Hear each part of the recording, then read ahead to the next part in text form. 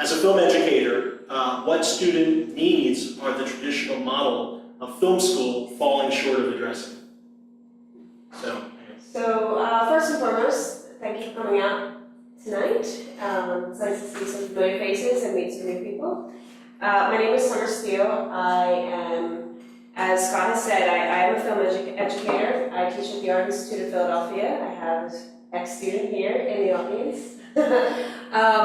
And I went to film school in London, and I am an independent filmmaker. I currently am in pre-production for a project. I also have Clean Slate project, which I was a co-producer for. You can find those parts there. I'm a member of Film Independent. You mentioned Film Independent. I am a member, and I've learned so much from them. It's so interesting because when I went to film school in London, I went to what I would call an artsy film school. And now I'm teaching at the Art Institute. Although it's the Art Institute, right, they get a Bachelor's of Science. And it's a very technical-based school where they're teaching the technical aspects. And you get a camera in your hand right away. And so what I've found is that no school is perfect in terms of teaching film education, right? Because if you go to that traditional artsy school, then your education is going to lack in terms of the technical that you're learning. Like I remember I said to my academic director, this was right before I was about to graduate, I said, I'd like to learn a lot more I'd like to explore lighting a little bit more, I'd like to have more lighting classes. And he said to me, oh, well, as a director, you don't have to worry about that, you just hire somebody. And this was in our one-on-one, it wasn't in a classroom, it was in his office.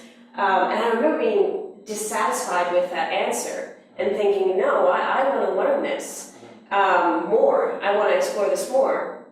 And I hear my students, a lot of my students, they'll complain about, I really want to learn about the art of filmmaking more, the art of directing. I want to make art house films, and we're learning a lot of commercials. So I think that is the problem. And if you think about it, if you only have a 3-year program, a 4-year program, or if you're doing a master's and it's a 2-year program, you don't really have time.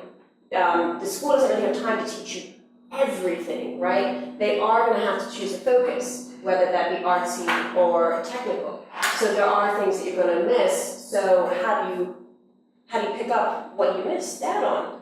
And luckily with online education being what it is now, there are so many things that you can find online. I know after I graduated, I learned a lot online, and also through going to conferences that I had never learned at school. So I think that is where film schools are falling. Oh, and the business of filmmaking. I find that that's not really taught much. If you want to set up your own LLC, or if you're making a feature film and you want to get a distributor and you want to get financing, and a lot of young filmmakers who get out of film school, they don't know. They don't know anything about that. They don't know about angel investors. They don't know about, maybe releasing their film with also being on demand. Like, is that a viable option for them? And then, of course, there's other things too. Things that you could learn on LegalZoom.com if you wanted to, but just stuff about contract law. So that kind of stuff is missing, I think, in film education. More about the business, because it is a business, right? It's the entertainment business, but you need to know that side in order to navigate it, or else you're going to get swallowed up. You're going to get taken advantage of.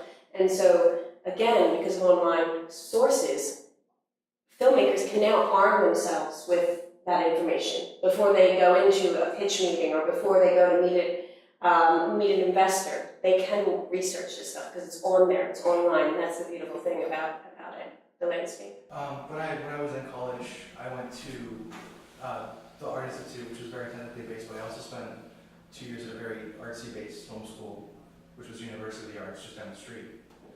And there's a very clear-cut difference between the two and how they educate students. Not that any one is better than the other, but after going to the Art Institute, I know a lot of people before me, and a lot of people who are just recently graduated or will graduate that are going to have really good careers in entertainment or video in general.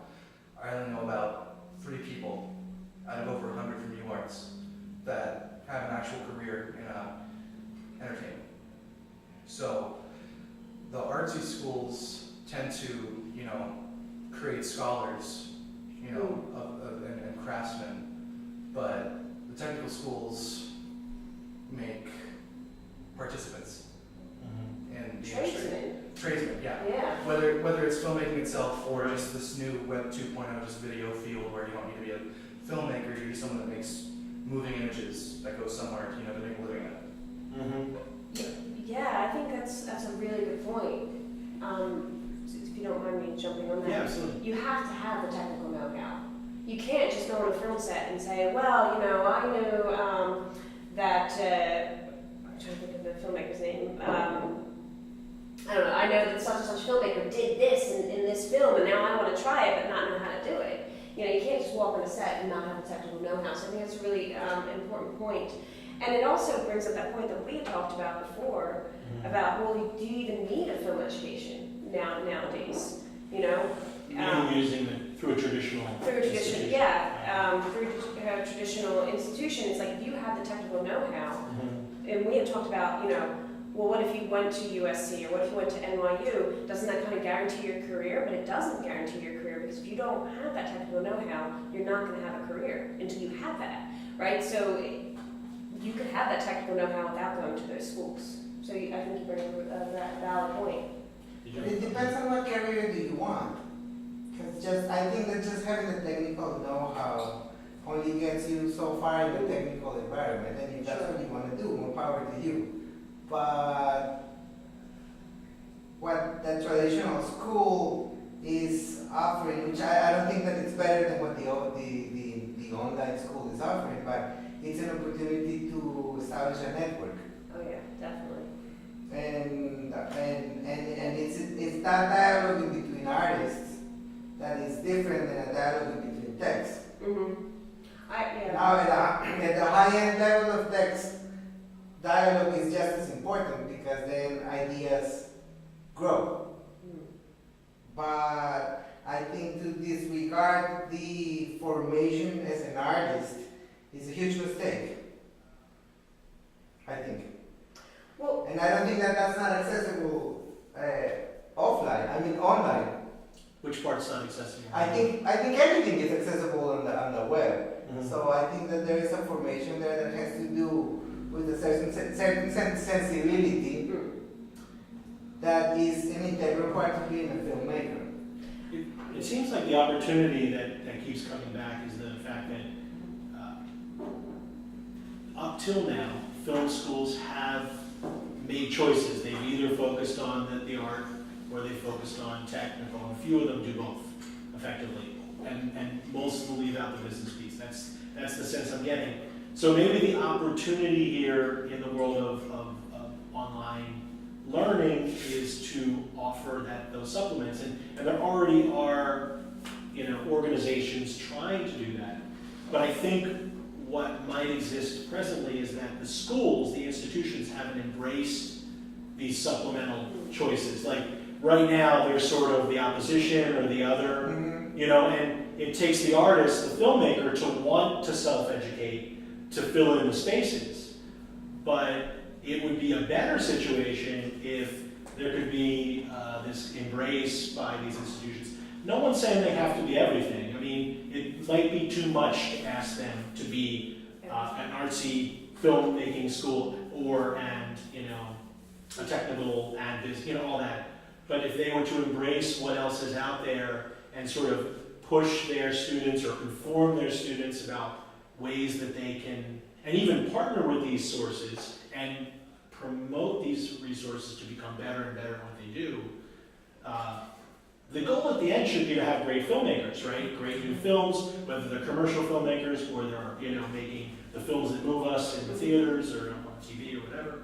But so I just think there's a real opportunity there. Well, I just wanted to kind of touch on what you said because I agree. Of course, you have to have the art. You can't just have the technical. They have to coexist together.